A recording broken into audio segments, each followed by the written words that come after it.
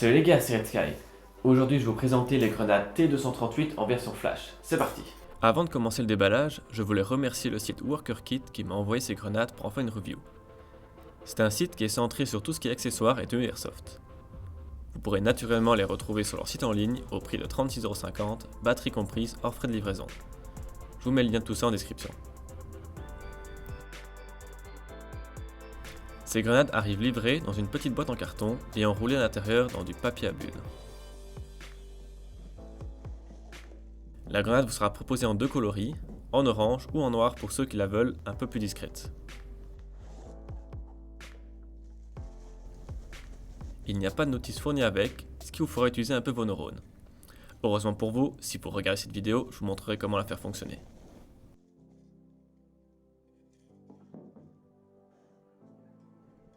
On peut déjà voir ici les petits panneaux LED et le buzzer qui va émettre le bruit de la grenade. La grenade est faite principalement en ABS qui m'a l'air assez résistant. Je l'ai déjà lancé quelques fois et il n'y a toujours rien. C'est une grenade qui rejoint la famille des grenades à ressort comme je vous ai présenté dans une précédente vidéo. Donc c'est aussi le modèle T238, mais c'est le modèle à propulsion en mode spring avec les biais intérieurs. Elle reste assez compacte et légère car elle pèse dans les environs de 180 grammes.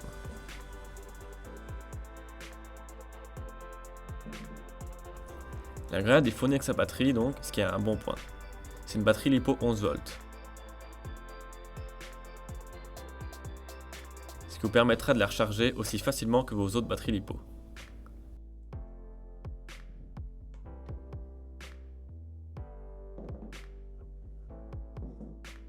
Passons à la mise en place de la batterie. Pour ce faire, il vous faudra dévisser le petit cache qui se trouve sur le dessus de la grenade.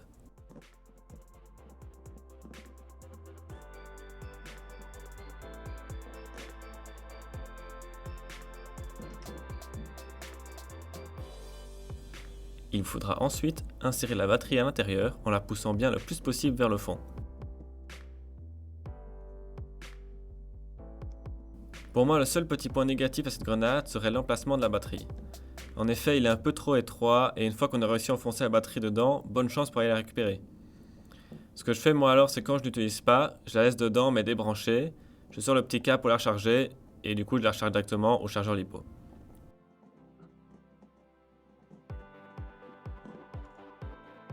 Passons maintenant au test de la grenade.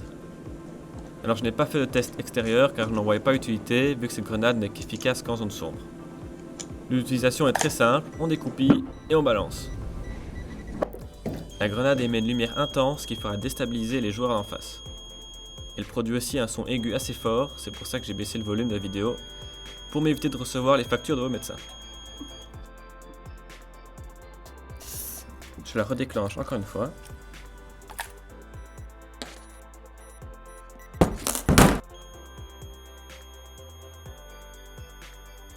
Ce que j'aime bien moi c'est vraiment le mini compte à rebours une fois découpillé avant qu'elle ne s'enclenche.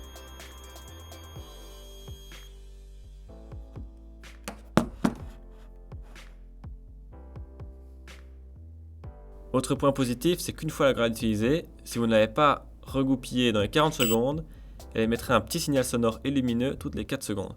Et ce jusqu'à temps que vous l'avez retrouvée.